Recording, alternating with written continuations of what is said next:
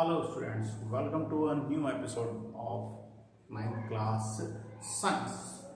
Students आज हम अपने साइंस चैप्टर के अंदर जो है चैप्टर नंबर 5 को लेके चल रहे हैं। चैप्टर नंबर 5 क्या है?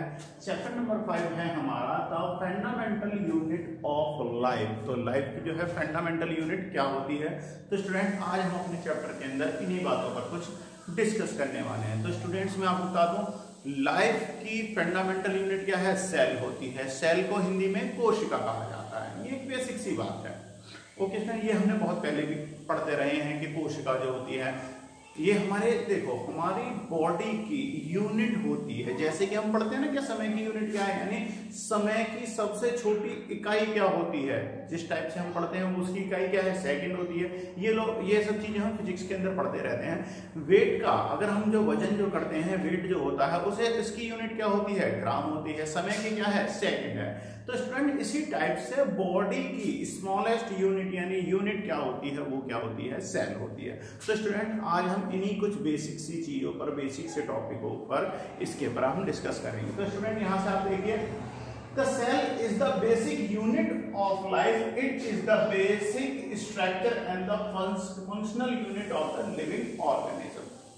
तो स्टूडेंट जो भी हमारे लिविंग ऑर्गेनिज्म जो होते हैं उनकी स्ट्रक्चरल और फंक्शनल जो यूनिट होती है वो क्या होती है? सेल होती है। अब मैं आपको बताता हूं कि ये स्ट्रक्चरल और फंक्शनल यूनिट किस टाइप से होती है। तो स्टूडेंट एक बेसिक सी चीज है, आप समझिए।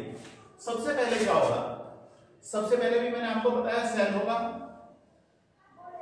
जब बहुत सारे सेल्स यानी कोशिकाएं मिलेंगी, कोशिका मिलने के बाद में स्टूडेंट्स क्या बताते हैं? ये बनाते हैं टिश्यू। सेल्स मिलेंगे, नेक्स्ट स्टेप में क्या बनेगा? टिश्यू। टिश्यू के बाद में क्या बनेगा स्टूडेंट? टिश्यू जब बहुत सारे टिश्यू जब इकट्ठे हो जाएंगे तो यानी टिश्यू से क्या बनता है? Body organ. यानी क्या बनेगा? ऑर्गन। और ऑर्गन से क्या बनेंगे? आपकी पूरी बॉडी। ये चाहे आपकी हो एनिमल बॉडी हो चाहे किसी भी चीज की पूरी बॉडी बनती है। तो स्टूडेंट इसलिए क्या कहा जाता है? सबसे छोटा पार्ट जो है वो क्या है हमारी बॉडी का? बॉडी की फंक्शनल और स्ट्रक्चर यूनिट क्या है? सेल होती है। तो स्टूडेंट सेल की खोज किसने की थी? ये एक बेसिक सा क्वेश्चन होता है जो बहुत ज्यादा पूछा जाता है।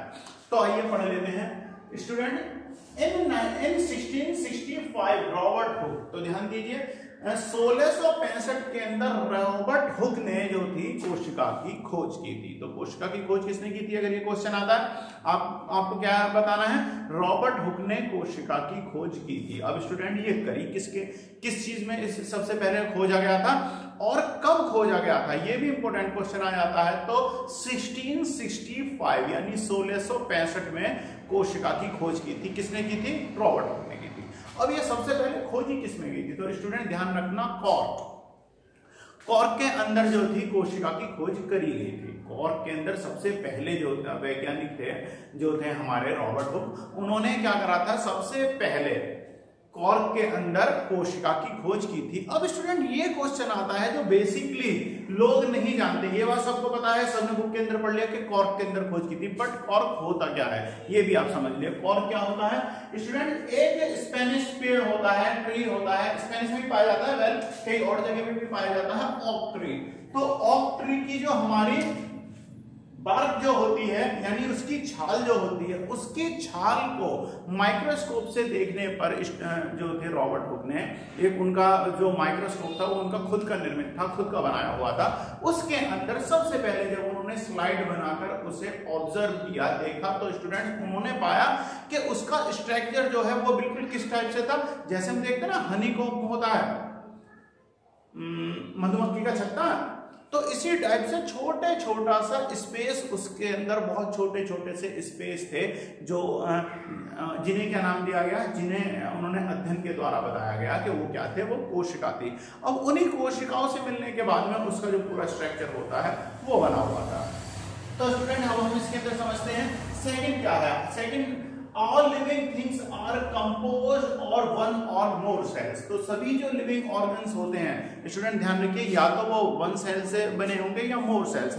वन सेल से बने हुए जो भी हमारे ऑर्गन या जो भी हमारे एनिमल या जो भी चीजें बनी होती है उन्हें क्या बोलते हैं? Unicellular. It means uni means एक, सेलुलर मींस कोशिकीय, यानी कि एक कोशिकीय जीव जंतु जो होते हैं कौन से होते हैं, उन्हें क्या बोलते हैं, यूनिसेलुलर। अब आते हैं मल्टी सेलुलर, यानी मल्टी सेलुलर का मतलब क्या है, जो एक से ज्यादा कोशिकाओं से के द्वारा निर्मित होते हैं उन्हें क्या बोला जाता है, मल्टी सेलुलर ऑर्गेनिज्म।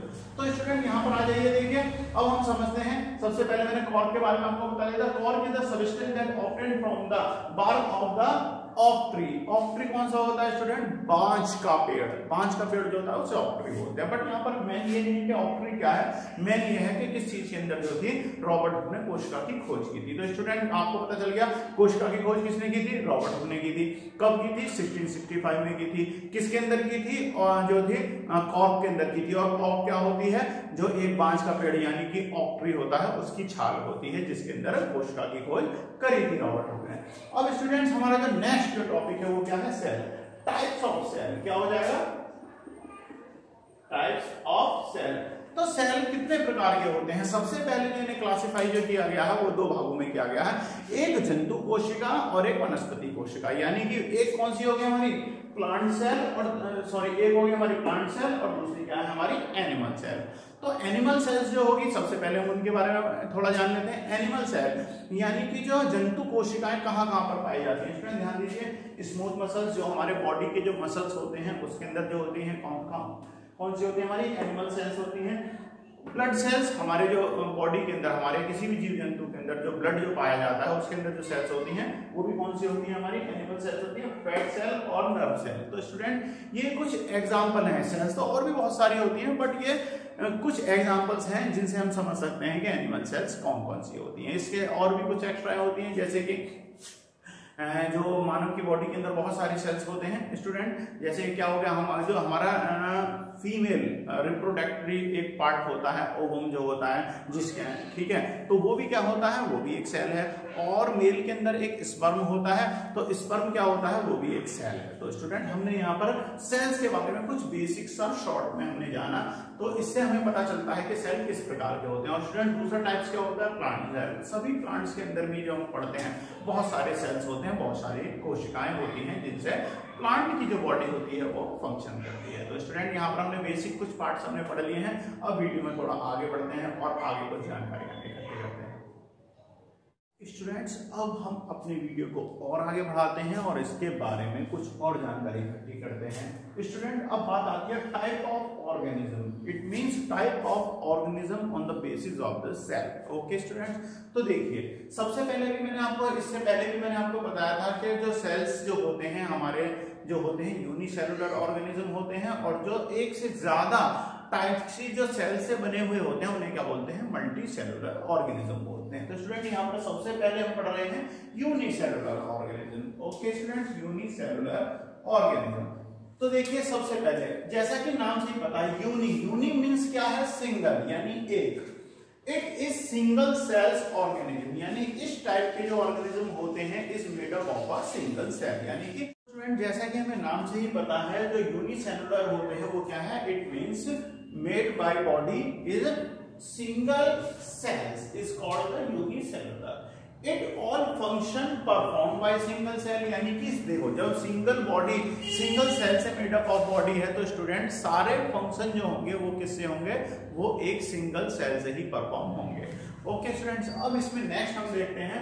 नेक्स्ट क्या है कि इसके अंदर कौन कौन सी चीजें होती हैं, यानी कौन कौन सी जो बॉडीज जो होती हैं, कौन कौन सी चीजें हैं जो सिंगल सेल से बनी हुई हैं। तो स्टूडेंट यहाँ पर आप ध्यान दीजिए, सबसे पहले हमने जो यूनिसेलुलर ऑर्गेनिज्म कौन कौन से होते हैं, अमीबा हुआ, पैरामीशियम और बैक्टीरिया वगैरह जो होते हैं, ये हमारे क्या होते हैं स्टूडेंट, ये सभी के सभी यूनिसेलुलर ऑर्गेनिज्म हैं। यानी कि एक ही कोशिका से ये अपने बॉडी के सारे जो फंक्शन होते हैं उन्हें प्ले करते हैं। स्टूडेंट्स कौन कौन से हैं, अमीबा, पैरामीशियम, इस टाइप के जो है हमारे बहुत सारे हमने अपने चैप्टर्स के अंदर पढ़े हैं या आगे पढ़ेंगे।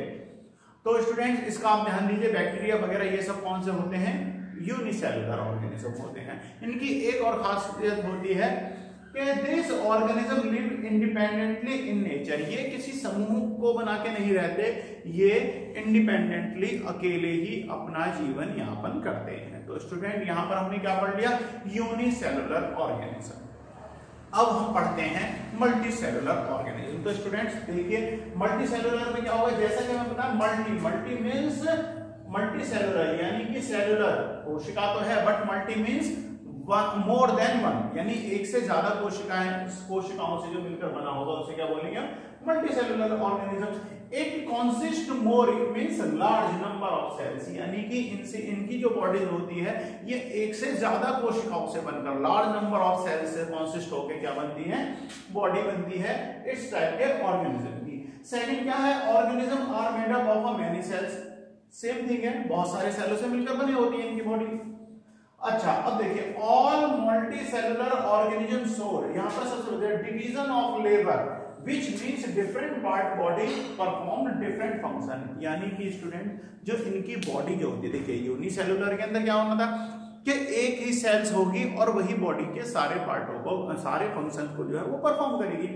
बट जो मल्टी सेलुलर है स्टूडेंट, तो इसके अंदर सभी सेल्स का बॉडियों का अपना अलग पार्ट होता है। इट मीन्स अगर हम अपनी बॉडी की बात करें तो देखो हमारे आंखों का काम अलग है, हमारे टंग का काम अलग है, हमारे स्टमक यानी पेट से रिलेटेड जो चीजें उनका अलग है, और हमारे हाथ पैरों का काम जो है वो लोकोमोशन से रिलेटेड है वो अलग है। तो यानी हमारी बॉडी के अंदर बहुत सारे ऑर्गेनिज्म जो बहुत सारी सेल्स जो है वो अपना डिफरेंट पार्ट कर रही हैं, डिफरेंट पार्ट प्ले कर रही हैं। तो इसी टाइप से ये अगर हम देखते हैं जो लेबर्स जो होते हैं, जैसे अगर हम अपने घर को बनवाते हैं तो स्टूडेंट क्या ऐसा होता है जो लोहे का काम करता है लेबर वही आपको कंस्ट्रक्शन का भी काम कर देता है? नहीं, जो कंस्ट्रक्शन का काम कर रही है लेबर यानी कि जो प्लास्टर करती हैं, जो बनाती हैं, वो लेबर अलग होती हैं। जो फैब्रिकेटर्स होता है उसकी भी लेबर होती है, बट वो क्या है, वो अपना सिर्फ लोहे का काम करेंगी यानी फैब्रिकेशन का काम करेंगी। ओके स्टूडेंट्स, और जो फर्नीचर का काम करने वाले होते हैं कारपेंटर, वो अपना कारपेंटर का काम करेंगे।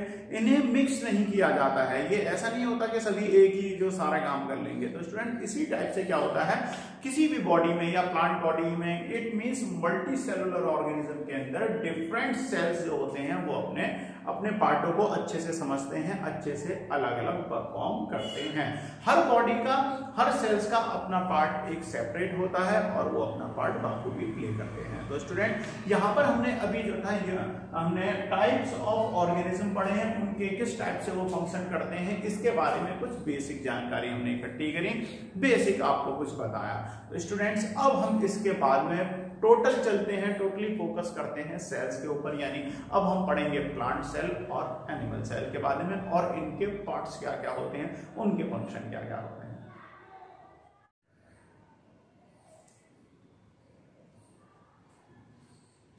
तो स्टूडेंट्स अब हम जानते हैं कि हमारे जो रॉबर्ट हुक ने जो ऑक ट्री के अंदर, कॉर्क के अंदर जो कोशिका देखी थी उसके स्ट्रक्चर के बारे में हम थोड़ा सा और डिटेल जान लेते हैं। तो स्टूडेंट यहाँ ध्यान दीजिए, यहाँ पर ये हमने एक स्लाइड बनाई है जो उन्होंने देखी थी, उसका एक स्ट्रक्चर हमने ड्रॉ किया है। तो स्टूडेंट यहाँ पर जो उन्होंने ऑक की छाल के अंदर, जो कॉर्क के अंदर जो देखी थी, वो कुछ इस टाइप की एक स्ट्रक्चर देखी थी। ये सारे स्ट्रक्चर क्या थे, ये कुछ हनीकॉम्ब के, आपको देखने में नहीं लग रहे कि जैसे मधुमक्खी का छत्ता होता है, ऐसा कुछ स्ट्रक्चर है ना। तो बिल्कुल उन्होंने भी इसे ही कुछ देखा था कि इस टाइप से कुछ रूम्स पे, देख रहे कुछ ये बीच में ये स्पेस जो खाली जो है, तो इट मींस उन्होंने कुछ रूम्स देखे, कुछ स्पेस देखा, जिन्हें उन्होंने क्या नाम दिया था, कोशिका का नाम दिया था। अब स्टूडेंट इस टाइप से उन्होंने स्ट्रक्चर देख लिया, अब उसके बारे में कुछ आगे और स्टडी की। तो और स्टडी में क्या पता चला कि जो सेल्स जो है, यहाँ पे देखिए the 3 main components of cell. तो मैं जो वैसे तो सेल्स के बहुत सारे पार्ट होते हैं, बहुत सारे इंपॉर्टेंट इसके पार्ट होते हैं जिन्हें हम आगे अपनी वीडियो में पढ़ेंगे, बट कुछ मेन जो इसके पार्ट होते हैं क्या होते हैं, cell membrane. It means students cell wall, हम कह सकते हैं सेल वॉल या cell membrane. Outermost layer, student ध्यान दीजिए, outermost layer of the cell is called the, मैं एक बेसिक लैंग्वेज में आपको बताता हूं, outermost layer of the cell is called the cell membrane. तो सेल मेम्ब्रेन का काम क्या होता है, जिस टाइप से हमारी जो मकान की जो बाहर की दीवारें होती हैं उसका काम क्या होता है, हमें प्रोटेक्ट करना, बाहर के एटमॉस्फेयर से हमें प्रोटेक्ट करना। इसी तरीके से स्टूडेंट सेल वॉल या सेल मेम्ब्रेन का भी काम क्या होता है, जो आपके कंपोनेंट्स ऑफ सेल हैं, जो पार्ट ऑफ द सेल हैं, उन्हें जो बाह्य आघातों से या उन सभी चीजों से उसे प्रोटेक्ट करना क्या किसका काम होता है, सेल वॉल का काम होता है। तो स्टूडेंट तो मेन क्या है, सेल वॉल होती है, एक आउटर मोस्टर लेयर होती है, इसके बाद में एक बीच में एक चीज होती है आपके न्यूक्लियस, जिसके बारे में हम आगे पढ़ेंगे, जिसे हम हिंदी में केंद्रक बोलते हैं। और बीच में एक जीव द्रव्य हमारा भरा रहता है, एक लिक्विड टाइप का कुछ भरा रहता है, जिसे क्या बोला जाता है, साइटोप्लाज्म। तो स्टूडेंट्स, हमने अपनी कोशिका के कुछ मेन जो पार्ट जो थे उनके बारे में हमने पढ़ लिया है और उनके बारे में हमने थोड़ा बेसिक सा जान भी लिया है। तो स्टूडेंट्स, इससे आगे हम नेक्स्ट वीडियो के अंदर इसके सारे पार्टों के बारे में डिटेल जानेंगे, टाइप्स ऑफ सेल जानेंगे, प्लांट सेल का स्ट्रक्चर जानेंगे, एनिमल सेल का स्ट्रक्चर जानेंगे, प्रोकैरियोटिक यूकैरियोटिक जो सेल्स होते हैं उनके बारे में जानेंगे और उनके डिफरेंस के बारे में पढ़ेंगे। तो स्टूडेंट्स, वीडियो को आगे देखते रहें, चैनल को सब्सक्राइब करें, जिससे कि आप मेरी और इम्पोर्टेंट वीडियोस को आप देख पाएं। तो स्टूडेंट्स, वीडियो को देखते रहें, अपनी पढ़ाई को चालू करते हैं।